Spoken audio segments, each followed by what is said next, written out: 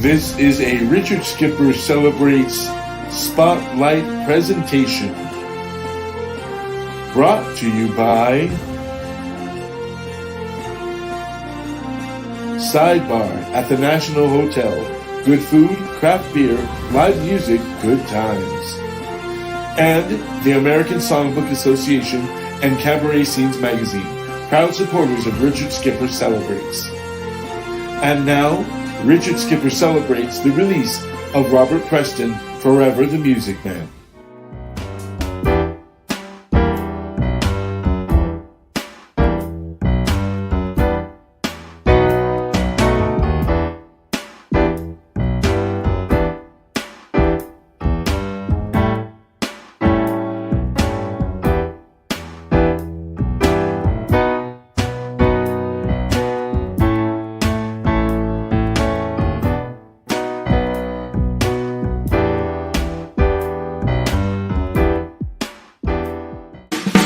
For the third year and counting, Richard Skipper has been celebrating the artists you love. Richard Skipper is all about celebrating life, art, and his guest body of work. Please join us while he showcases these diverse and talented individuals. Here's Richard Skipper. Surprise! Yes, it's me, Neva Small, who played opposite Mr. Preston, as I call him, the Prince of Broadway in The Prince of Grand Street by Broadway's own Bob Merrill. Now, what can I tell all of you about Mr. Preston that Deborah didn't already ask me about in our wonderful conversations? Deborah, great book. I can tell you that everything in here is so well researched. I learned a lot, and I thought I was a Robert Preston expert. I do. Victor, Victoria, and of course the Prince of Grand Street. Anyway, it's a great book. I loved Mr. Preston. It's so wonderful that Deborah has captured the essence of his life and career. Film, early career, childhood, his wonderful long marriage with Catherine right here in this book. But it makes sense. She's a social worker. She knows about humans and people. And if Mr. Preston was anything, he was a people person. All right, I got to get back to this book and find out what happens with that May to December romance. I was May then, I'm December now. Thanks, Richard. Happy Wednesday, everyone, and welcome to a very special edition of Richard Skipper Celebrates. It's a double celebration tonight. Not only are we going to celebrate the incredible career of Robert Preston, but we are going to celebrate this amazing book by Deborah Warren. From the moment that my friend Ron Spivak told me about this book, I have not been able to put it down. And so I've pulled out all the stops for tonight's show because I thought that this show deserves the specialness of someone like Robert Preston. I want to begin by reading a passage from the book because those of you who follow me and watch this show know that this show is all about celebrating. I celebrate life, I celebrate art, I celebrate artists. And this paragraph to me summed up everything, and it's right in the introduction, but this was what hooked me from the very beginning. And it says, even though a few of his films and plays were considered flops, Preston was not one to regret any of his roles, instead choosing to use each performance as an opportunity to further hone his craft in his tireless pursuit of perfection. To this end, he made important contributions to movies from the late 1930s to the mid-1980s, as well as on the Broadway stage. Over the course of his 50-year career, the actor appeared in 42 Pasadena Playhouse productions, 45 motion pictures, 16 Broadway plays and musicals, plus 2 that closed on the road, regional and radio plays, countless television movies and teleplays, and regularly performed with other Pasadena Playhouse alumni in the 18 Actors Troupe in California. Don't believe me? Let's take a look. Here it is. Tonight, we celebrate Robert Preston. The following program is brought to you in living color.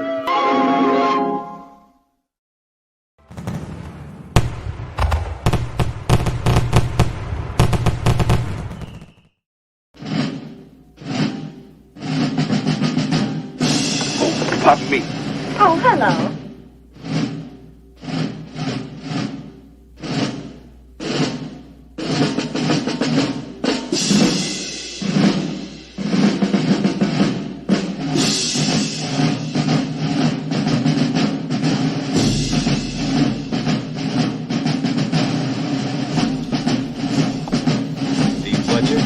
Why, sure. And Jim Strick and that whip slinger, what's his name?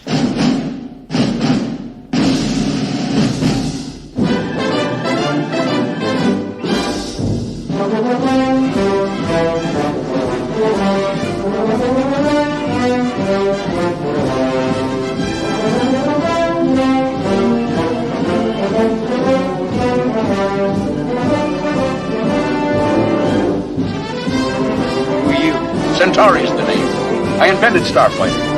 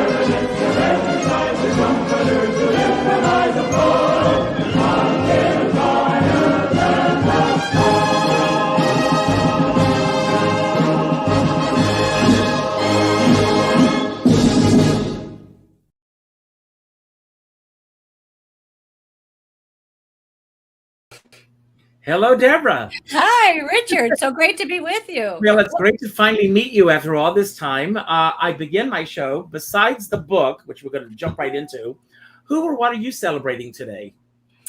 I'm celebrating just because of different things going on in my family, health, good health and happiness. And, when you have your health, you have everything. So that's what I celebrate today. Absolutely. I told you at the beginning of the show, I'm not apologizing, but I've been fighting something all day. So if I jump into a coughing jag, I'm just going to mute myself and you just keep talking. Okay. So, but anyway, you've written many books, but why a book about Robert Preston? What was it that resonated so much with you to begin with, and how did the seed begin for you? I've always been an old movie buff. And so, I've watched many of his movies. And it was during the pandemic, of course, that, people were searching for things to do. And I happened to go on a Facebook site that is dedicated to Robert Preston. I happened in scrolling, entered the chat room, if you want to call it, or the Facebook page. And what a lot of the people were saying was that they really loved his body of work, but they wanted to find out more information about the man himself. And there wasn't really anything out there. And so I'm the type of person, it was like a challenge to me. Plus, I did sort of a lot of this type of work, not kind of writing a biography, but I did work for the courts for many years. And so if a family came in and, judges wanted to find out, who does this child belong with, and do investigations and flush everything out, I would take weeks and weeks and do that. So I'm kind of used to researching. And I said, well, let me see what I can find out. And I kept digging and contacting libraries and I thought, oh, gee, I bet I'm not even going to get 10 pages. And so as I got 10 pages and I kept going and going, and I ended up with, between notes and the actual text itself, I ended up with 542 pages. So I probably could have, made the book larger and gone into more minutia, but I figured that was what I came up with was enough. So what I really love about the book is that it really celebrates his body of worth, as I like to refer to it as. Yes. And it's not a gossipy tell-all book. Because of that, in today's world, was that an easy or a difficult sell for you? Well, to be honest with you, there were things that I heard from either family members or co-stars, and I couldn't verify it, obviously. And so I had to leave it out because I didn't, legally speaking.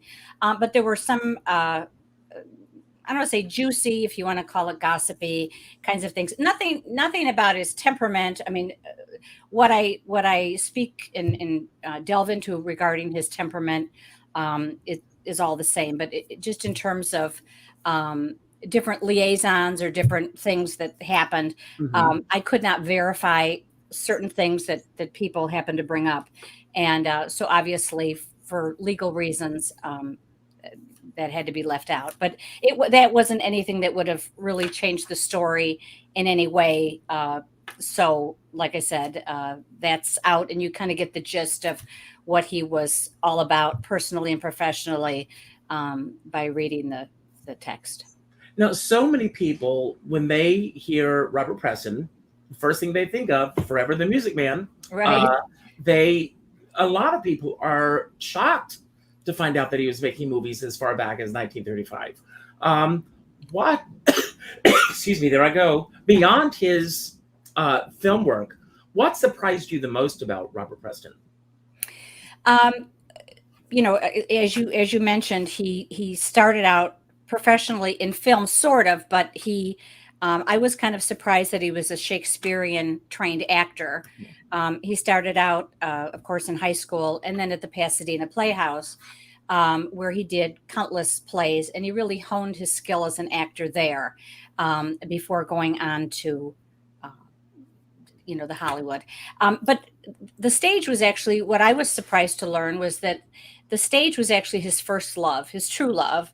And when he couldn't find the success that he wanted in Hollywood, he flew east and came to Broadway. And there he kind of reconnected his passion that he had back at the Pasadena Playhouse, and was able to find success on the stage. And then, of course, that helped him in Hollywood as well. But I was kind of surprised. I had no idea that he was a Shakespearean trained actor, and had a friendship with Richard Burton, who was also a Shakespearean actor. So those types of things, and there were many other things, but that was the biggest thing that kind of surprised me, because I, as you said, everybody that I speak to and I bring up his name is like, oh, the Music Man. So you don't think of really serious roles and Shakespearean roles, when the Music Man comes to mind, but. And you go into this in the book, but without giving it away, just as a teaser to everyone. Okay. But how that role affected him moving on in his career. Yes, that finally, when he was able to get the role of Harold Hill in The Music Man, people kind of paid attention to him. The people, of course, Broadway sort of knew who he was, but the people in Hollywood who would kind of slotted him into, B movie roles, and Cecil B. DeMille as well. I think they sat up and took notice and said, "Hey, we have a talent here, and we can use him in other types of genres and films." So, that was kind of a big moment for him, a cathartic moment for him in terms of his career. But and especially, he was so happy that Mr. DeMille was still alive at the time that he achieved success in The Music Man, because it was just kind of his way of sort of showing him, listen, I can do more than just play the same character over and over and over again. So he was thrilled that he was able to show the Hollywood community that he was more than just, a villain or a B movie hero type thing. Now, Carol Channing once said, writing a book is a solitary life. But as I look at this book, you had the support of so many people. Do you want to talk about some of the people who you were able to gave you entree into their stories and their lives to share their aspects of who Robert Preston was on the other side of the footlights and the camera? Yes. I was able to speak to so many people who had worked with Mr. Preston, and just kind of, it's just as a caveat, obviously, because he would have been like 104 years old. There's so many people, stars that starred with him starting in the 1930s, who are no longer with us. So there were many people. I would have loved to talk to Dorothy Lamour and Dorothy McGuire and, Barbara Cook and all these people, but unfortunately they're no longer with us. But of the people that I was able to speak to, many of them, of course, are younger. They're in their 60s and 70s. And in 90s, Rosemary Harris. I was so delighted to be able to speak to her. I reached out to her daughter, the Tony Award-winning actress Jennifer Ely, and asked if her mother would be interested in, sharing her story. And I was just shocked one day, my cell phone rings and it's Rosemary Harris on the other end saying, I hear you're wanting to do a biography on my good friend Press, and it's time, and it's long overdue. And, what can I tell you? So she had all these stories, and it was nice to be able to speak to her, because she not only had dealings with Preston on Broadway in The Lion in Winter, but also in a brief mini series and also a television series later on, The Chisholms. So she was able to give perspectives on, in both genres. So that was just wonderful to be able to speak to her, and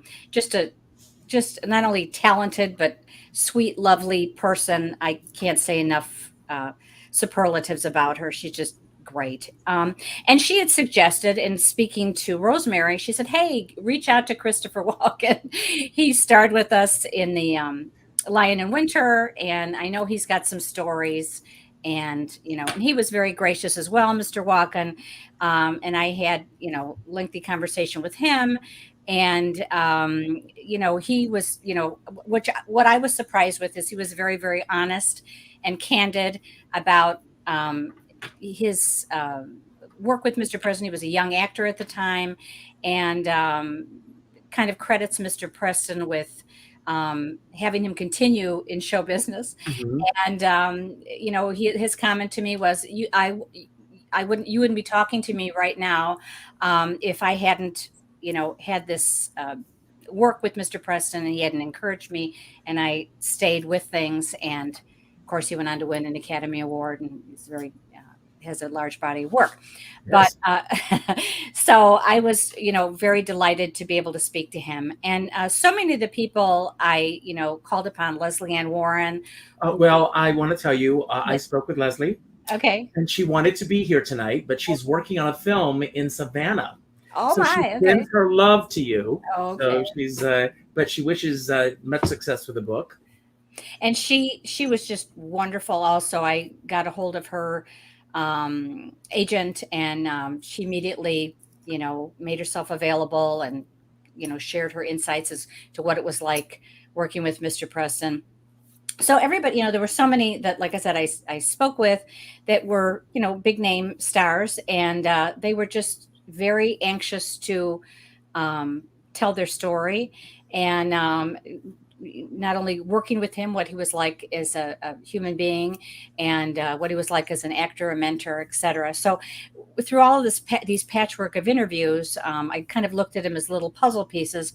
I was able to kind of put together a portrait of what he was like professionally and also personally as well. So, excuse me, did it feel like dominoes as one was leading to the other? It did. Well, it did, but I say it was like a jigsaw puzzle, interestingly, because he was kind of a fanatic or a fan of jigsaw puzzles. He would have a large table set up in his den, and he would have these real intricate, complicated jigsaw puzzles that he and his wife would work on in the evenings when he would get home from the theater. So I kind of liken it to pieces of a jigsaw puzzle that you're looking for different pieces, and people fill in the gaps, and those are the puzzle pieces that go together. So I thought that was an interesting analogy that, like I said, he liked to do these jigsaw puzzles, and it was almost like fitting puzzle pieces together to figure out continuity in his life, what he was about, and all of that. And again, I appreciate the family members extended family members I was able to speak to, who could fill in some of the gaps about his personal life too. Did you have a holy grail interview that you were absolutely running after that did or did not happen for you? The one person I would have liked to have, two people actually, Angela Lansbury, who starred with Robert Preston in Dark at the Top of the Stairs. Just because of her age and a lot of other factors, she was not able to participate in an interview. And the only other person that I thought would have been interesting, because they were close at one time, would have been Julie Andrews. Unfortunately, her representative had said she wasn't doing any more interviews or whatever. And so that kind of door was closed. But that would have been very interesting to see, because since they did have a very close relationship, they were almost like family. And then there was a little bit of a falling out several years later. That would have just been interesting to kind of get a different perspective. But I can see maybe, because of the ins and outs of the relationship, perhaps there was some reluctance to speak about that as well. I can't speculate, but those would have been two people I would have loved to have. One other person that you did reach out to was Ruta Lee. And Ruta Lee, of course, was with the Thalians. Yes. Tell us a little bit about that interview. She was marvelous. Ruta and Debbie, of course, Debbie Reynolds, had founded the Thalians organization many, many years ago. And they held an event for Mr. Preston, I believe it was like 1984, where they celebrated his body of work and celebrated him as a human being and as an actor. And what Ruta had conveyed to me was that although all of their Thalian balls were spectacular, that this particular one was just amazing. And she writes about that in her book as well. She has a book about her life and career, and she wrote Your Ass Kissed. Yes. I didn't want to say that. I didn't know what I could say or not. No, it's okay. But I have something I want to share with you. Okay. This is up for you. Okay. Hello, everyone, especially Richard and Deborah and all your fabulous viewers. I'm so happy to be part of this wonderful adventure that we're having, honoring Robert Preston. Now, as you may or may not know, Debbie Reynolds and I were the head mother superiors of an organization called the Thalians, which meant Hollywood for Mental Health. And we raised money, millions of dollars, by doing a great big fabulous show every year honoring the greatest stars of stage and screen. And one of those great stars was Robert Preston. And I have to tell you, it had to be one of my favorite shows out of 60 years of doing shows. Robert Preston as honoree had people like Lucille Ball doing Mame. We had Shirley Jones doing Music Man. It was the most incredible, and fabulous Mary Martin doing Flaming Agnes. Can you imagine having all those wonderful people on the same stage to raise money for the Thalians? Well, that was the draw of Robert Preston. People loved him, people still love him, and I love him, and I love you all for paying attention. God bless. Isn't she wonderful? Isn't she? Oh, magnificent. And I have to tell you, I wanted so desperately to see that particular event, the Thalians event, where he was honored. And I had to go through the Academy of Motion Picture Arts and Sciences and, get permission. And Ruta wrote this letter and, greased the way. And I was able to get this copy of this event. It was just marvelous. I mean, I just couldn't, I was verklempt being able to watch this. And this helped me a lot in providing, information for the book. So I'm just indebted to Ruta, not only for, providing information about the event itself, but for lending her star power to be able to get a copy of that. And it wasn't easy. They had to search their archives to find it and then make a digital copy for me and get it out to me. But so I'm indebted to her for her contribution to this book, and just a magnificent, marvelous, talented lady. Can't say enough about her. And how wonderful to see her, and for you to have a clip of her. It's so touching. Thank you. I want to talk about a mutual friend, and that's Ron, who has a quote on the back of your book. I'm going to read the quote, and then I want to see how the two of you actually hooked up and started working together. Okay. From Broadway to Hollywood and back again, Preston's tireless work ethic and solid professionalism have always been legendary. But until now, no single narrative has so thoroughly portrayed the man behind the performer. Deborah Warren has written a fascinating and meticulous chronology of a heretofore enigmatic star, gregarious but intensely private, overachieving but underestimated, charismatic but modest, strategizing but sincere, often the subject of both gossip and adulation, sometimes simultaneously. Preston is now revealed in the full spectrum of his personality. Miss Warren's passion for detail makes this biography as invaluable a reference as it is an enticing read.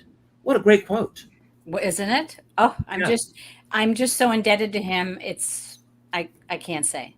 He's just I was connected to him through Neva, actually. He's a friend of Neva's.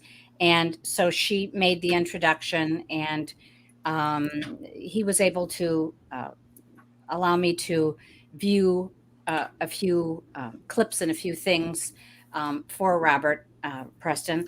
And I just can't say enough nice things about him. What a kind, supportive person. He went out of his way to, if I requested to see something or, whatever, I just can't say enough superlatives about him. Just a fabulous, fabulous human being. Such, and the fact that he took the time to write such a wonderful blurb for the back of the book. I mean, I'll be eternally indebted to him. I mean, can't say enough about him. Just a great person. Well, you can thank him yourself. He's here. Okay. So nice to see you. Oh my gosh, Richard, how wonderful you are. And it's true. I mean, he's just been so helpful along the way with, information, providing, like I said, different, audio clips, writing the blurb for the back of the book. I mean, and like I said, I had never, I only met him or had an introduction to him through Neva. So, I mean, he did all of this just kind of on through that connection. And like I said, how great is that? What a wonderful person is that? I'll just crawl back under my rock now. No. So wonderful. Oh No, my of course gosh. tonight, Yom Kippur, so that kept a few people away, including Neva, but she did that little wonderful film. Yes. Oh, that was just unbelievable. I did. Well, I saw the expression on your face when it popped up. Oh, like I said, that was just so wonderful to see her. And her stories were just, I mean, a lot of the things I couldn't put in the book, but her stories were just priceless, just unbelievable. Some of the things that she recalls. So it was so nice to be able to see that clip of her and, hear all the wonderful things that she said. So that's great. So many wonderful people involved with this book. Well, believe it or not, Richard, this is actually the first time Deborah and I are face to face. Are you serious? Yes. We've spoken on the phone. We've traded many an email, Right. but now here we are. Yeah. And it's nice to meet you. It's and nice thank to for see the you. Yes. Lovely Well, I'm glad compliment. I made this happen. I have a question that I want to wonderful. ask you, Ron, because Ron and I met because of COVID. We've never met face to face. Okay. That's true. But am I allowed to say your virtual cocktail parties that I've been fortunate enough to be invited to? But it's mostly theater people, and you're in a profession, as we all are, in which there's a lot of people thrive on the gossipy aspect of people's careers. That's something that I'm not interested in. I know there's a platform for that.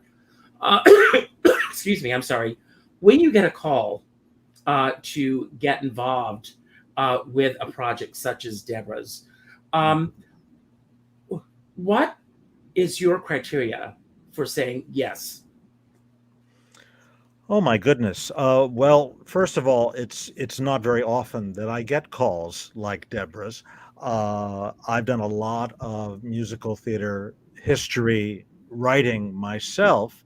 I haven't tackled a project like a whole biography the way you have, and it's just amazing what you've done here and what you've achieved. But I have done a lot of articles and liner notes for Broadway cast albums, things like that. But of course, like you, Richard, I mean, I wanted to make sure that this was not a gossipy kind of project, that it was something that was going to treat Mr. Preston fairly and honestly, and that was going to, well, let me put it this way, just not say anything that, of course, he's no longer with us, so he's unable to defend himself. And I think Deborah has been remarkably fair in that regard of trying to capture the spirit and the whole man, warts and all, but without making it in any way degrading or insulting. And that's a very hard tightrope to walk, and I think you've done it really magnificently. Absolutely, I agree with that. Yeah. There comes a time, I mean, in any, I guess when you're doing an interview, Deborah, where there are some people, perhaps not the people that have worked with him, but want to go into the gossipy realm.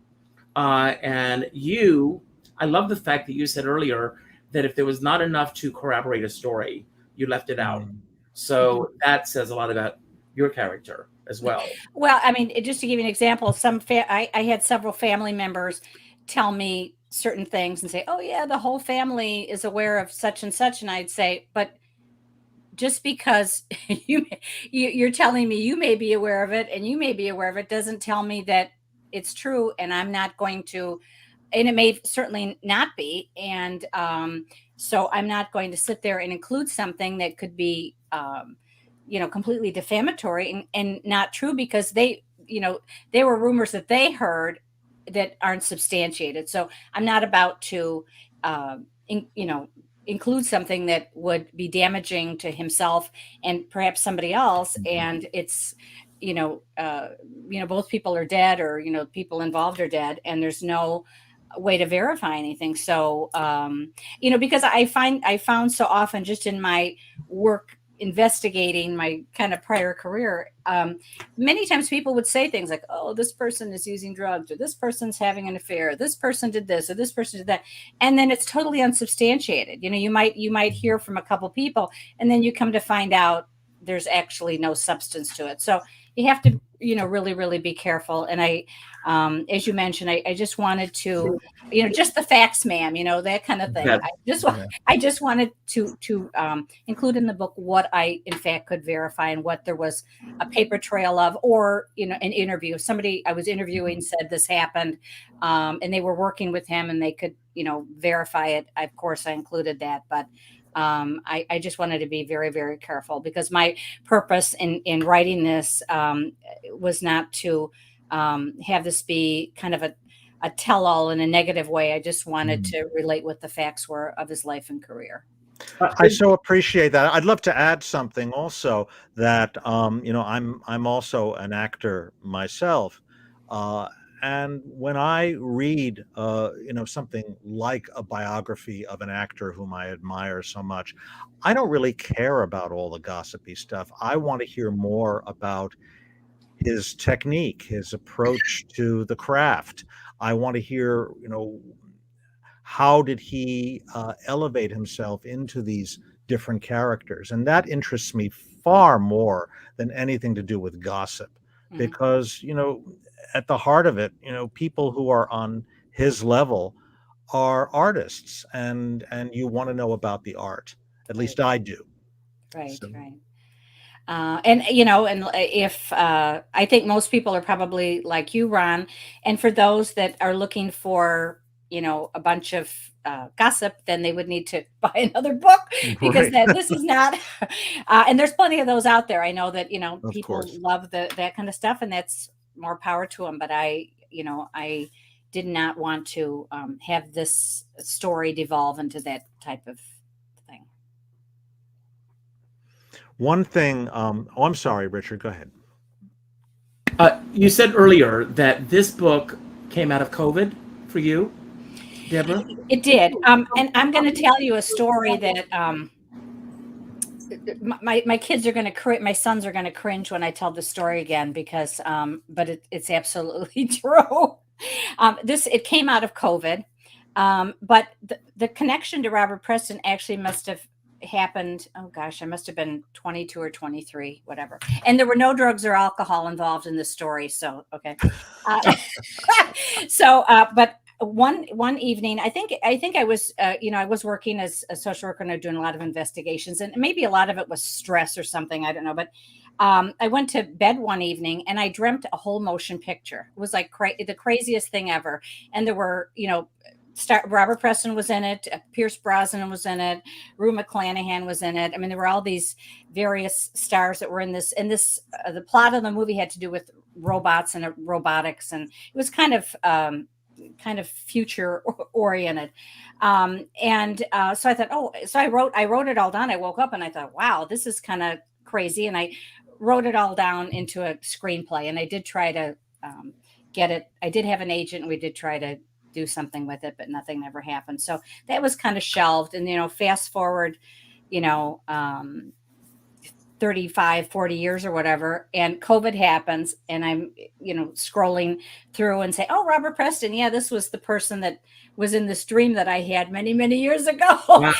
And so that's kind of how the interest also happened, is because he was one of the people that, like I said, I like old movies, but it was just kind of crazy because he was one of the people who happened to be in this.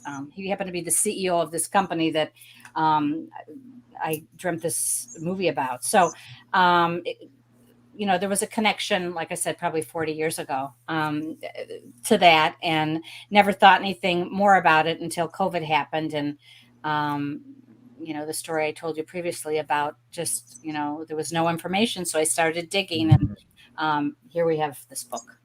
Did this book turn out the way that you envisioned it turning out, or did it take on a life of its own?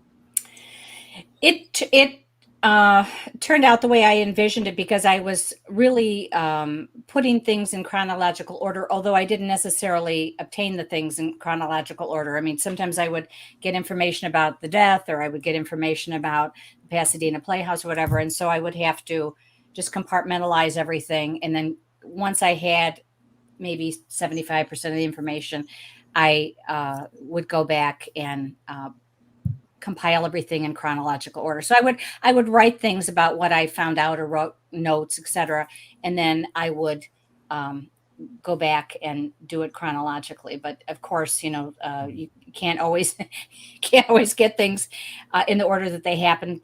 Whoever, depended on who was available. So yeah, I would say it came out the way I expected it in terms of the information. People being, I was really surprised at how many people came forward and were eager to cooperate and give information to share, to add to his story. So yes, I'd have to say that it really turned out the way I envisioned it. And so that makes me happy that I was able to tell his story and give a little bit more insight as to what his life was all about and his career. And I've gotten feedback from various people saying that knew him on the periphery and said, "Wow, I didn't know this, or I didn't know that," and that kind of fills in some blanks for me. So that I found very enlightening, that I was able to shed some light on his life for some of the people that were on the periphery of his orbit. When did you know that the book was completed? Was that a decision that you made, or was that a decision that your editor made? I finished the book back in April or May of this year, and then I, had internal editing of the book. My son was very helpful with that. He is, very with grammar. He's kind of a stickler with that. So he went through it, and then I had somebody else take a look at it, and there were a few changes and edits and whatever that they had suggested. And so there were more, I don't want to say maybe technical isn't the right word for it, but there's certain things when you publish a book, you have to get insurance and you have to get, whatever. So trying to, get all of that in place was kind of daunting, trying to get all the balls up into the air at the same time. And so when I finally was able to get all the things that I needed to get, and also, you have to have an attorney that gives an opinion letter, and she had to finish making sure that everything was fine and there was nothing defamatory in there, or everything was covered. So once I got all those pieces that fell into place, then the next step was obviously getting it out there and publishing it. So that's kind of how that happened. And it just so happened, I mean, my mother happened to be in the hospital at the time that this was all going on. So it was like kind of a little disjointed, but we got it published, and we launched it.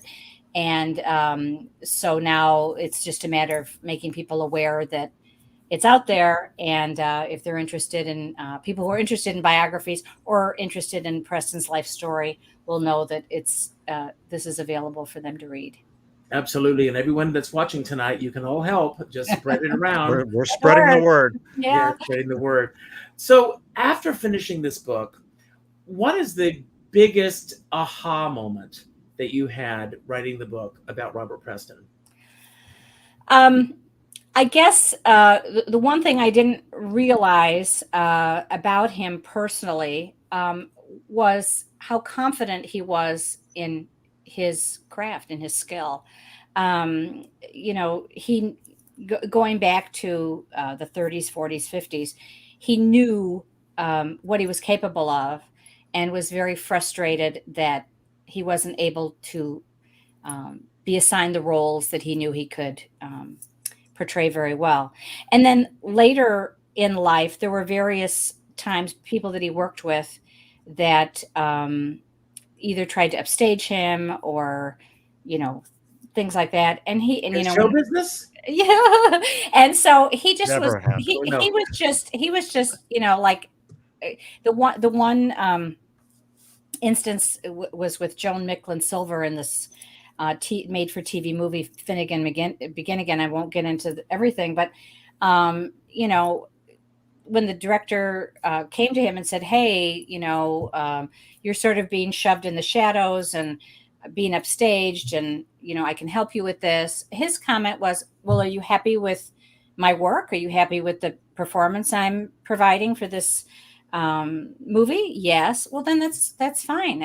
Don't worry about it." So he was so confident in his skill, in what he was doing, in the part he was playing, that if somebody else had an issue, wanted to get more screen time, whatever, he didn't care. So that's just amazing to me, because where do you think that came from? I mean, do you think that came from the fact that he just had that sense of self early on in his career, or the flip side of that, it could have just been that I have a job to do. I'm going to go in and I'm going to do my job and let the chips fall where they may. I mean, that's also the way that I think it was a little of both, actually, because there was a comment, somebody made a comment to me about, or it was a comment posted that said, "I can't believe he's too nice," or "I can't believe he's that nice," or something, because he would go on movie sets or on a Broadway stage, and he would be the glue that would hold everybody together and didn't cause any problems. But that's how he looked at acting. It was his job.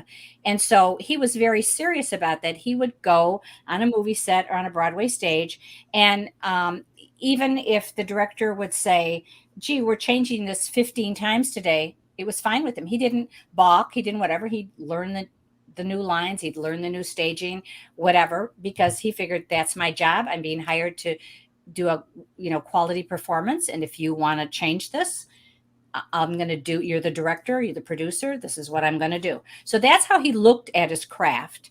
So in that part, you're absolutely right. The other thing is, I think he was very sure, I know he was very sure of his ability.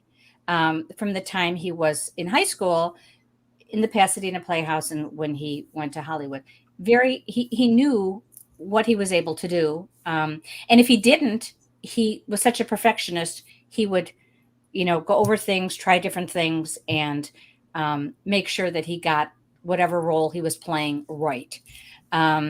So I think on both counts, you're absolutely right. Some of it was just how it's all about thinkology. Yes. Right. And so I think on both aspects, you're absolutely correct. That's how he looked at acting, and that's all he knew. I mean, from the time he was very small, when his mother had him starring in these Broadway vaudeville productions, that's all he knew was acting. And so he just wanted to be better and better and be the best he could. And that's what he endeavored to do. He also, though, had a skill that I think many actors, including you and me, Richard, we would kill to have this ability. And I knew this long before I read the book. Neva Small, our dear mutual friend, told me that he had a photographic memory. And he would be handed at times a new scene. Here's 5 new pages, and he'd look at it. Okay, I've got it, and he would get up and just do it letter perfect. And how many of us would kill to have that kind of memory, that kind of ability? And I'm sure it went a long way to keeping him working all the time. Well, I think that more people have it than not, believe it or not. I think the problem is that people have rigid thoughts of what they want to bring to the table, and they're not willing to go with the flow many times. And that's where there becomes like putting a stopper in water going down the drain. If you are willing to say, okay, this is what you want today, I'll do this, and go with it, instead of creating this friction that a lot of people create on sets and on Broadway stages and everything. We know those people who have reputations of being difficult to work with. And it's, are they difficult because they are not going with just being able to go with the flow of a change, or are they difficult because they're really difficult? That's true. That when you're talking about people being perhaps being difficult or going with the flow, one of the things I write about in the book is Preston starring in the movie version of the movie Music Man. He had been on Broadway for many, many performances. And one of the things that Shirley Jones was kind of apprehensive about is because Preston had starred as Harold Hill with Barbara Cook as Marion for years, and she felt he would be resistant perhaps to the Morton DaCosta changing things, and also bringing up, well, Barbara did it this way and Barbara sang it this way and Barbara did this. Never once did he say anything, make her feel less than, and whatever they changed for the movie, because of course it's a different genre, whatever they asked him to do was fine. He didn't say, oh, but we did it this way on Broadway. Why can't we do this? Why can't we do that? Whatever they asked him to do is what he did. And he didn't make any comparisons whatsoever between the Broadway production and the film. So that's just the type of person he was. He was given the script, he was given direction. He was like a sponge in that way. Whatever they asked him to do is what he did. So, and brilliantly. And they kept the morale on the set incredible. Yes. Oh yeah. So now that this book is now in the hands of fans, what kind of feedback are you getting on this? Because the book is phenomenal. I love the book. I've mostly gotten very positive feedback from people who've read it, the comments that people have made, emails that I've received, etc. So yeah, it's been very positive. And what's next for you? Or is there going to be a follow-up to this? The person I would, and everybody's told me this, the person that I would just absolutely to die for. Deborah, I'm not ready for you to do this. is Christopher Walken. If you're listening, Christopher, honestly, that would be. He was so fascinating to speak to. His stories were just unbelievable. And he also has a past that nobody knows. I mean, he was a musical song and dance man. Right. Oh yes. I mean, he talked about that at length about if Robert Preston hadn't stepped in and kind of gave him a confidence boost. He said, I would have been back in the chorus, so, and we may not have, seen all these wonderful roles that he had through the years. But so some of the things, of course, when you're interviewing somebody, you digress here and there and, talking about different things in his life or career. Just so fascinating. That would be something I would, but he's just like Robert Preston, extremely private. So I don't have, I'm not hanging my hat on having that happen anytime soon. But, there were a lot of similarities. I mentioned him. There were a lot of similarities. They both lived in Connecticut. They both had a long-term marriage. There were just so many things. He was a Shakespearean trained actor as well. There were just so many similarities with Preston. And we had, conversation about that. But yeah, that would be, if I could do another biography, it would be on him. But like I said, I don't see that happening anytime soon, but that's kind of my wish list. Well, you never know. And never know. If anybody can do it, you can do it. Years ago, I met Kitty Kelly, and we were at a luncheon together. And I said, you should sit down and talk to me. I think I would have a fascinating story. And she laughed, and she says, I only write unauthorized biographies. Okay. Because this was right after the Sinatra book had come out. If you ever read that. Right. Oh. So, I mean, quite interesting. So, Deborah, first of all, congratulations. And I'm glad that I brought the two of you together tonight. Yes, they are wonderful. And Neva, thank you for having me. Yes. And thank you, Ruda. Thank you for everyone. Leslie really wanted to be here tonight. Ron Fassler wanted to be here tonight. Oh. I reached out to a few people, but he is at the Goodspeed Opera House tonight. It's their opening night of 42nd Street, so he could not be here. But I am thrilled that you're here. We're going to give away a copy of your book. And I hear that you're going to autograph it. So sure. Incredible. I have my copy, right? Oh, it's right over here. I've got my autographed copy, too. Thank you for doing that. And it's Aaron Caleb. And Aaron, not only is Aaron one of our sponsors this week, but her brother with the Sidebar.